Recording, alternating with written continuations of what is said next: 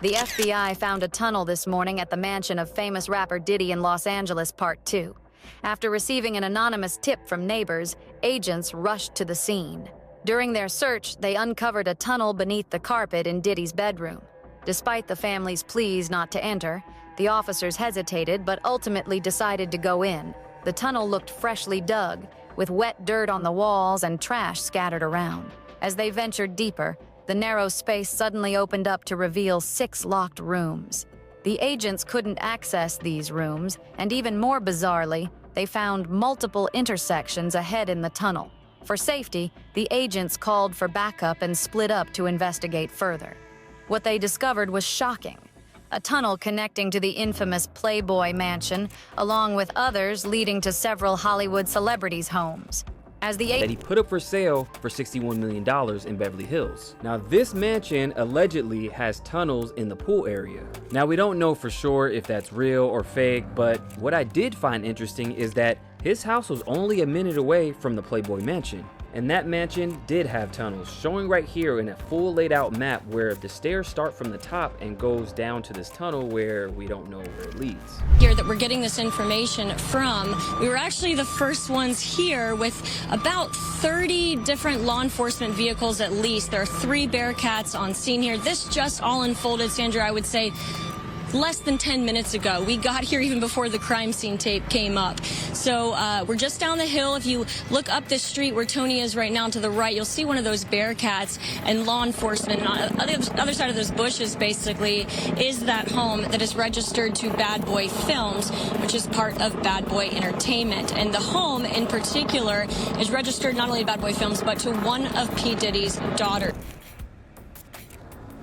I never thought that we would see the day where Diddy would get arrested, and I told you guys in that Maria Z interview in 2021 that no one tells on Diddy. P. Diddy. Alright?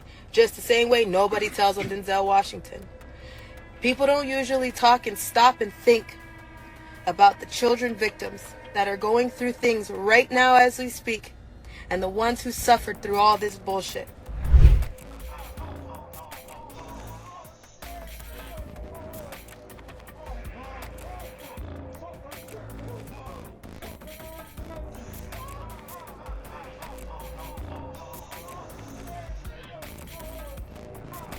No one saw this coming. The Diddy controversy just took an even darker turn. After shocking allegations and whispers of strange rituals, now a hidden tunnel has been discovered beneath Diddy's mansion in Los Angeles. But this isn't any ordinary passage. It's an underwater tunnel that leads to a secret grotto. Ancient vibes meet modern luxury in this mysterious hideaway. What's really going on here? The questions are piling up, but the government remains silent.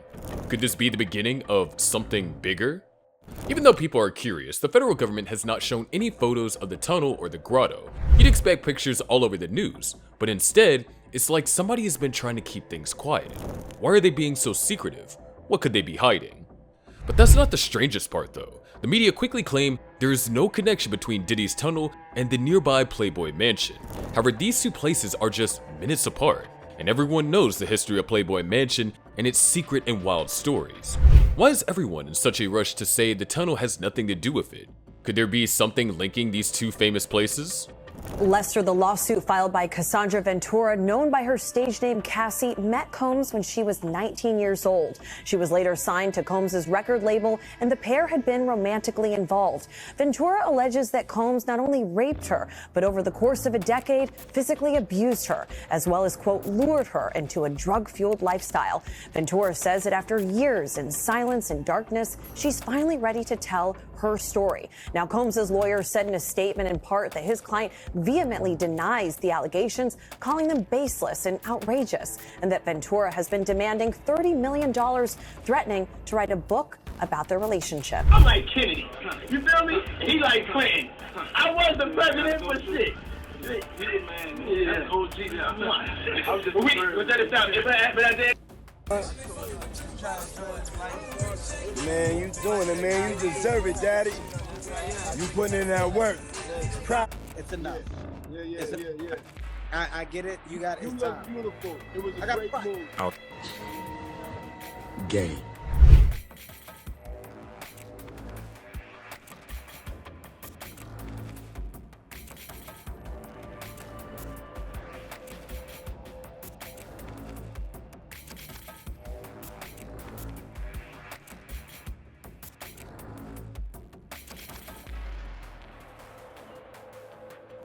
This morning, watch how federal agents took Sean Diddy Combs into custody. He's seen in this video entering the Park Hyatt Hotel in Midtown Manhattan with others when agents from Homeland Security Investigations approach and separate him. They place Combs under arrest and lead him out the front door in handcuffs. His lawyer said Combs had come to New York 2 weeks earlier with the intention of turning himself in. He did not expect the agents to be waiting at his hotel last Monday night. It's hard to say which is more off the hook, a Diddy party or a Diddy after party, or a Diddy after party, which is basically a pre-party for the next Diddy party. Now, these tunnels were built back in the 70s, and they said it was for the stars to have easy access to the mansion, but this place is pretty secluded as is. This is like overkill. That was captured inside of a Los Angeles hotel in 2016 allegedly shows Combs assaulting then-girlfriend Cassie Ventura in a hallway. A now settled lawsuit filed by Ventura claimed that she was trying to leave the hotel after a drunken Combs punched her. The video appears to show Combs chasing her down the hall, throwing her to the ground, and then repeatedly kicking her. So far, there's... Yeah, Stevie J, the little tough dude. Yeah. So he was having... Whoa. And it says the two, they tell you, they can't say who it is because their names are redacted because it's like a pending investigation, but it gives you like information on who they are. All right, so I let's could read. go. So the first redacted name is a Philadelphia rapper who dated Nicki Minaj. Could be anyone. Whoa. Could be Meek. anyone. That's Meek. And the second one performed at the Super Bowl and had a very successful Vegas residence. Oh, no! That's Usher! Yeah. It could be anyone. Oh! Could be anyone. No, it can't. Oh, no! And it says he is in possession of the video and will provide a copy to the court. Woofy doodle. What the? Because I think Usher was like, not Usher.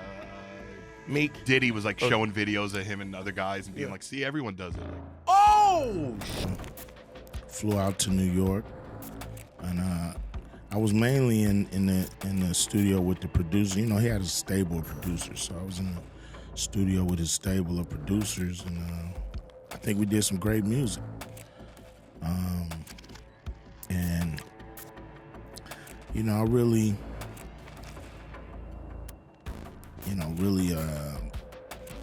kind of, lost contact with him and really stopped, dealing with Puffy around 94. Yeah. Any specific reason? Yeah, I mean, they was doing their thing, I was doing mine. And, I'm not the partying type. You know what I mean? I ain't never been to a Diddy party. Well, Sean Diddy Combs spent his first night behind bars inside a facility that is being called Hell on Earth. The Metropolitan Detention Center in Brooklyn is notorious for its appalling living conditions and rampant violence. How bad is it inside this federal lockup? There have been 2 murders, 4 suicides, and numerous stabbings and lockdowns in recent years. It's so out of control inside that 4 federal judges are reportedly refusing to send any more prisoners here.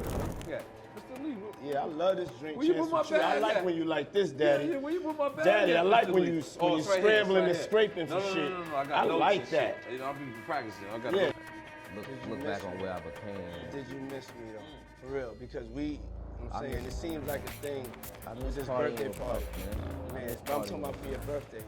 Huh? I want you to party with me for your birthday, man. We party for my birthday before you came to my party. No, but we ain't never really party, you know what I'm saying? Ain't no dick ride going on. You know what I'm saying? Ain't no dick ride going on at all.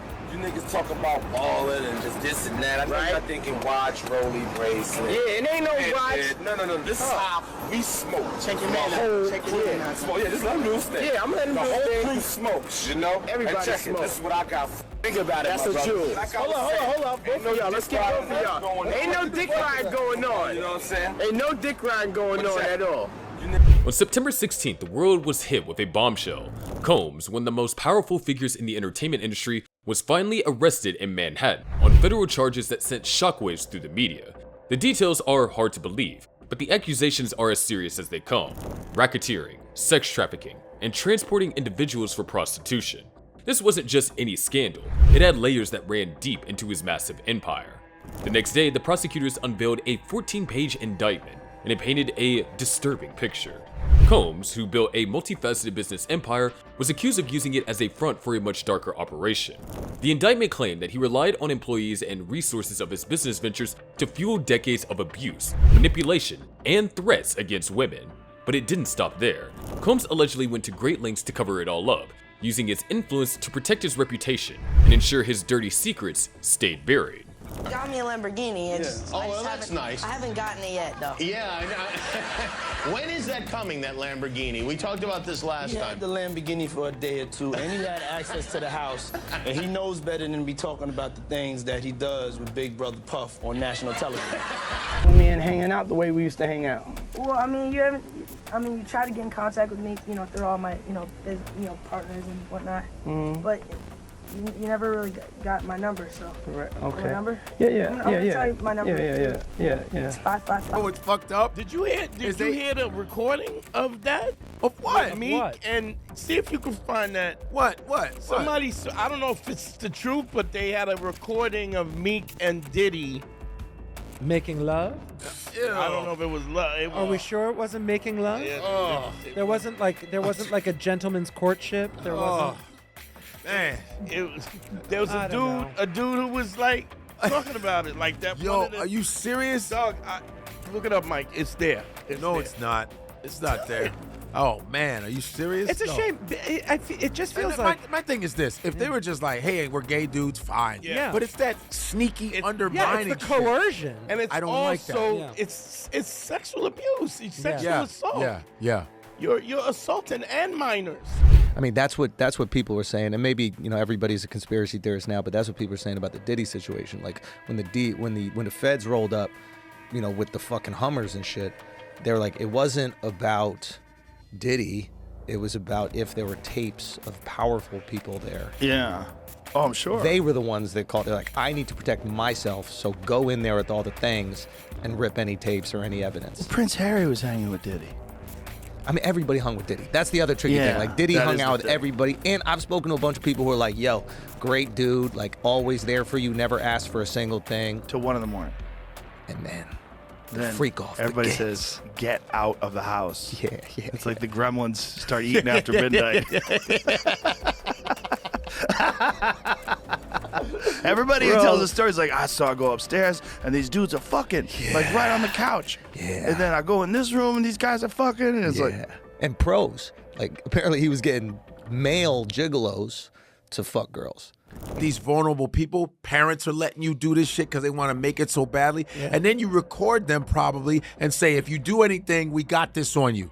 How about that? Oh, you got it. Okay, you have it? Let's hear it.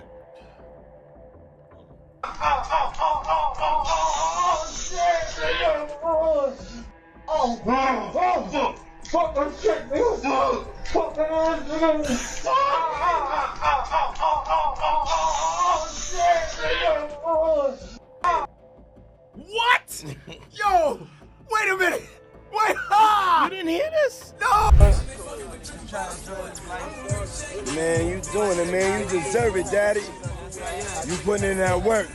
Proud of you. I love you. Yeah. Yeah, I think that's absolutely right. I think he beat what was done to him. And like I said, if you look at Russell Simmons, you know the truth. Andre Rail, you know the truth. Brian Davis, you know the truth. Jimmy Iovine, you know the truth. So there's not certain things that all of a sudden you got this. The industry is a quick business. It's been like that for a long time. And the casting couch is real, but it's for women and men. But far from all that, I think the most important thing is I feel like they should let Puffy. My family reunion tour, vibration. I just got new albums, such a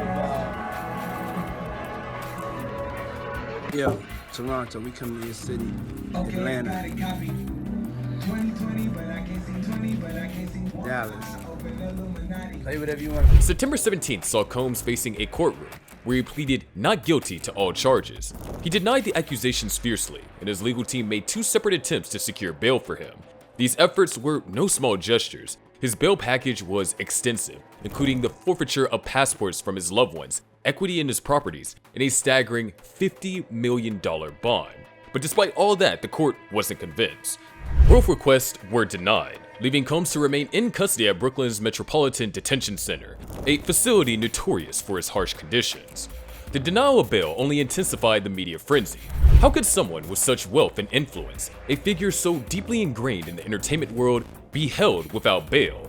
The shock of Combs being detained in a prison known for its dire conditions was as dramatic as the charges themselves. The indictment didn't just accuse Combs of illegal activities, it peeled back the curtain on a dark side of his empire that many never saw coming.